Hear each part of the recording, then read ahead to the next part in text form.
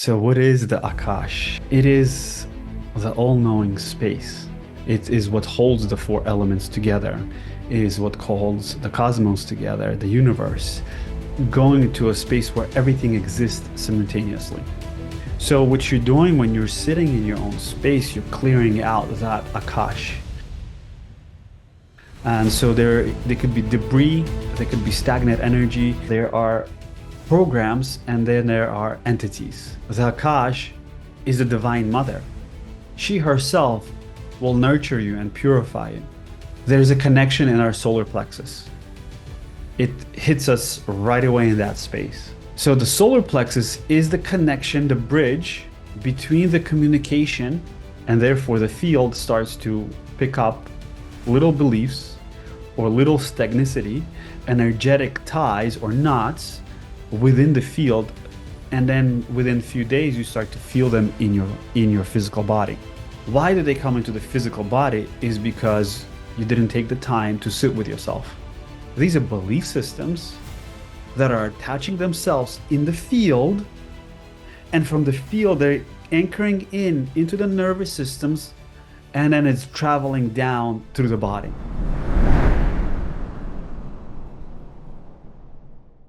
So what is the Akash? Because there's so much information, I'm sure, out there that talks about the Akashic records, and it is the all-knowing field. Well, it is the all-knowing space. It is what holds everything together. It is, I would not say it's an element, because it's beyond the element. It is what holds the four elements together. It is what holds the cosmos together, the universe, the everyday reality that you have, the physical and the non-physical. The Akash is the space that is between the spaces. It has information of different levels, and it is the space of the ether element, which we call the fifth element, but I would not even call that, because the ether, it depends on how your definition of it. So when we get into that deeper space, it becomes the all-knowing. It is beyond time or space. So you are actually going into a space where everything exists simultaneously. Okay, so that's why it will be referred to as space. So the main thing I want to touch base on it is the awareness of that space. And a lot of us are very sensitive to energy, right? How many of you go to places and then you come back and you feel heaviness, or you interacted with somebody and you feel some sort of a energy around you that you need to sit down to clear it, to heal it, or to transmute it? If you are feeling that, when you do travel to different places, especially you'll feel it when you spend a lot of time in your own cocoon and you're hibernating and you're going through your own practices, and then you decided to come outside and interact with people, and you're like, whoa, what happened? Right? How many of you actually feel that when you go through this kind of stuff? That's right? We all kind of pick up stuff and we start to feel it. So what you're doing when you're sitting in your own space, you're clearing out that Akash, the memories of emotion and mental patterns that you have accumulated. And when you come out into the world, the personality kicks in and you start to interact with people, and you kind of dim your light a little bit, and you forget about your space that you've been involving yourself in, right? Expanding your awareness in there. So let's take a moment and say, in the auric field, you have cleared your mental body, your mind, your beliefs, your little stagnant energies. And so there could be debris, there could be stagnant energy, there are programs, and then there are entities, right? Wow, some of you entities, like, what do you mean? And there are entities because you're considered an entity as well, right? So from a different perspective. So there are contracts and agreements that we make with entities. And then there is um, energetic debris or energetic stagnicity that is in the field.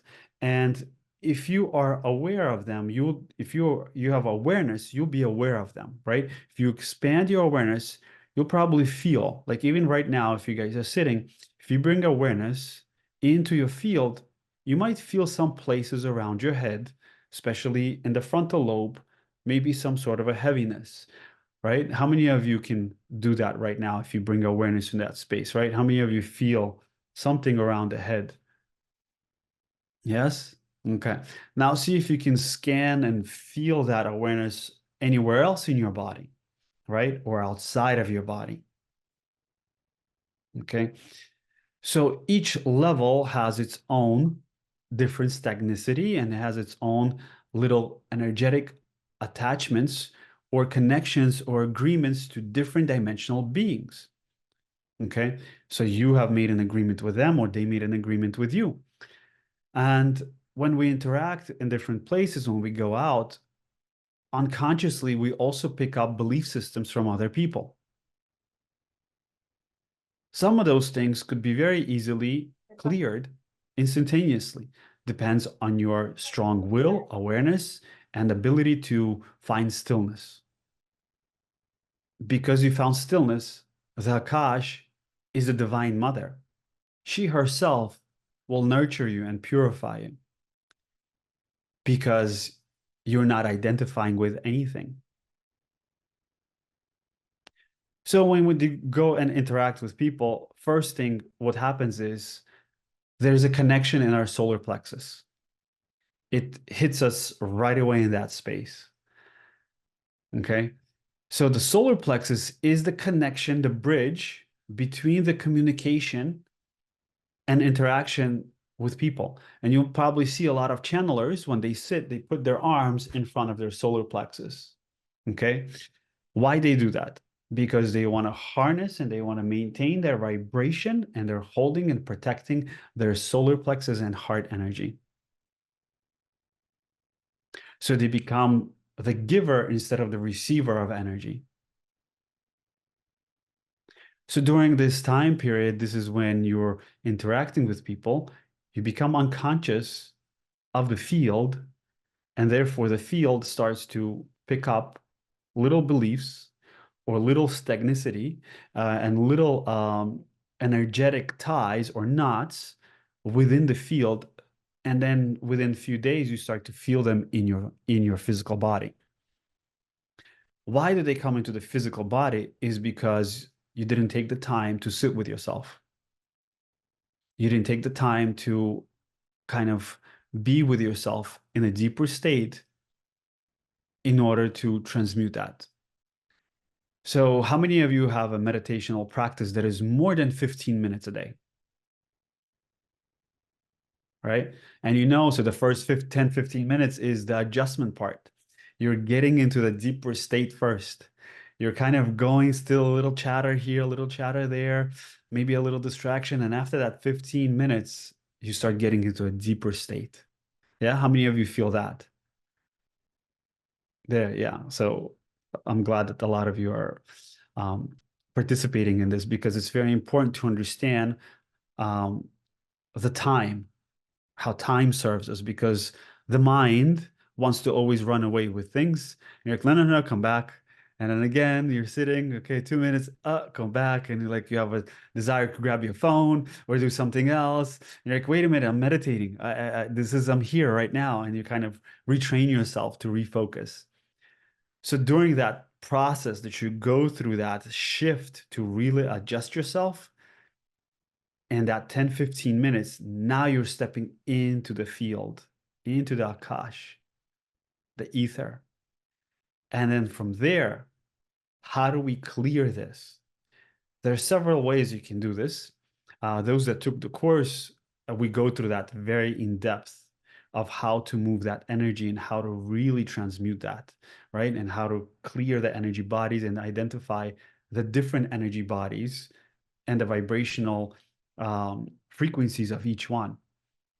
So during this time period, I'd like to invite you guys to go deeper into that state we're able to tap into the belief systems and the debris or the emotion that you have picked up, because all of those have an effect on your physical body.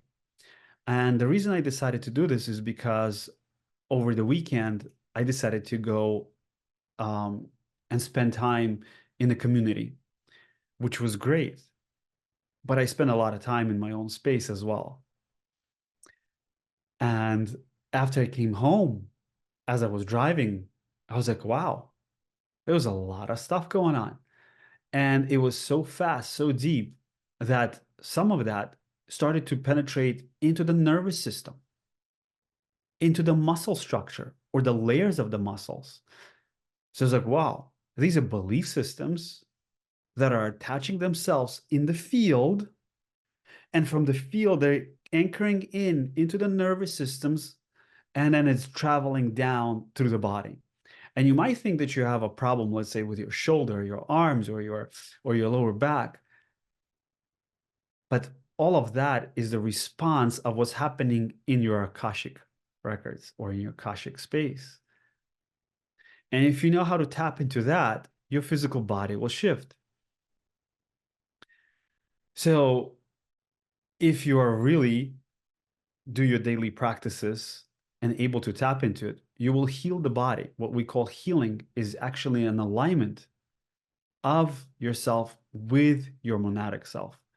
The monad self is undeviated, always existing beyond time or space, the perfection of your own self.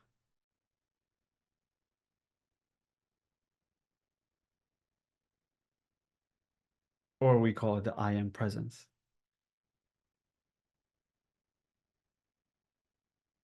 So from that space, if we align ourselves back with that space of ourselves, that is where the healing takes place. And you'll be even surprised, the more deeper you sit in that space, you'll even become more flexible, as if you've been stretching and you become more flexible naturally. Why? Because it is releasing the tension in the muscles. It is releasing the tension in the whole physical aspect, because the physical aspect is compiled by the etheric aspect.